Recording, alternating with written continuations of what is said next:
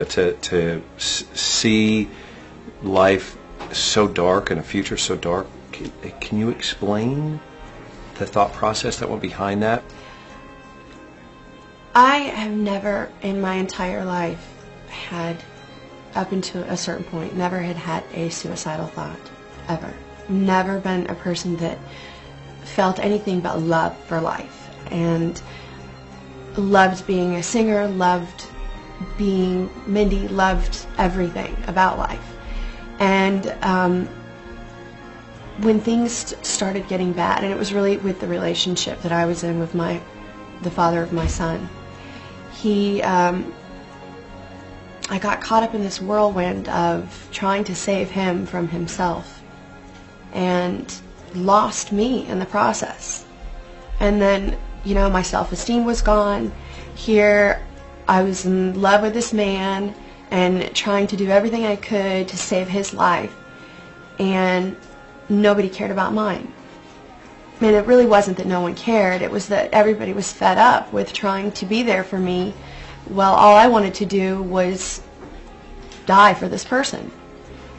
And I couldn't see that while I was in it. I couldn't see that you know, he was destroying my life. He was tearing everything that was good about me apart. And my own family, my friends, the closest people to me, I wouldn't listen to them.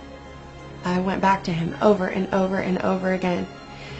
And even after he tried to kill me, almost did kill me, I still went back to him and got pregnant and had a child by myself, because he wasn't there. He wasn't involved. He wasn't there for 1 minute. He never saw Xander born. He wasn't there. You mentioned your son, which I can't imagine how difficult it must be to spend your first night away from him in jail. What does he know? He was so little. He was 15 months old when I went to jail. He was so little that he doesn't remember. I don't think that he has any recollection of that whole time, and all he remembers is that I was there one day and the next I wasn't, for 6.5 months straight.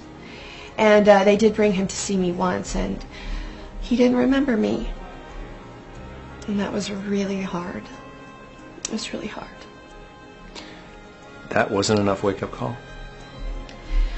It wasn't something I could wake up from. I didn't know why I was acting the way I was and why I was feeling like I was. I was going to doctors and they were putting me on medication, and one of the biggest side effects to the medication that I had been on for years was that it causes suicidal thoughts.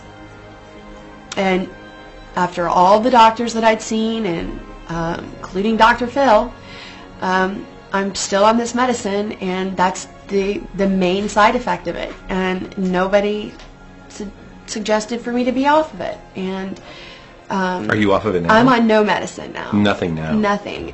I'm going to jump right into the celebrity rehab, because one of the scariest moments I've ever seen on that show put you right in the middle of it, when you had the seizure, which watching that episode and seeing Mackenzie sitting there not realizing what was going on and knowing what was happening, and I couldn't believe, like, she needs your help, not your jokes right now. I remember almost nothing. I don't even remember talking to her, laughing like we were laughing with each other before, which I'm always joking. We were joking every night. She and I had the best time as roommates together. But I don't remember a lot even before. I remember waking up and being in an excruciating amount of pain, and Heidi was lying next to me on the bed, and Lisa was at the end of the bed, and everybody was saying, it's going to be okay, the ambulance is on its way, it's going to be okay. And I remember Dr. Drew saying, you know, something about, you didn't tell us you had a seizure disorder, and I said, I don't.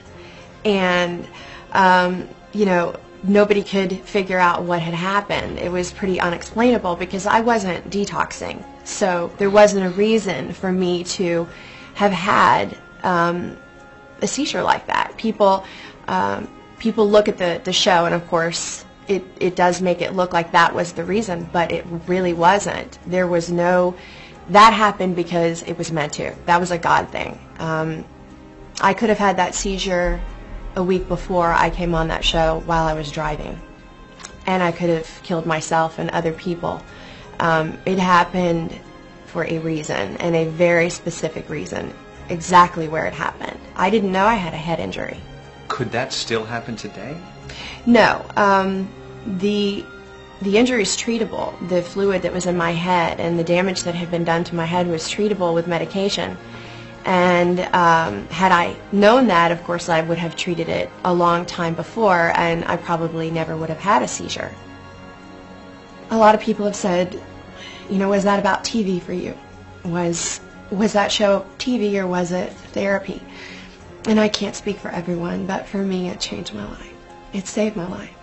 The experience for me was so meant to be and so real that you couldn't have made it into TV if you had tried to write it and make it fake. None of that stuff was in any way, shape, or form planned.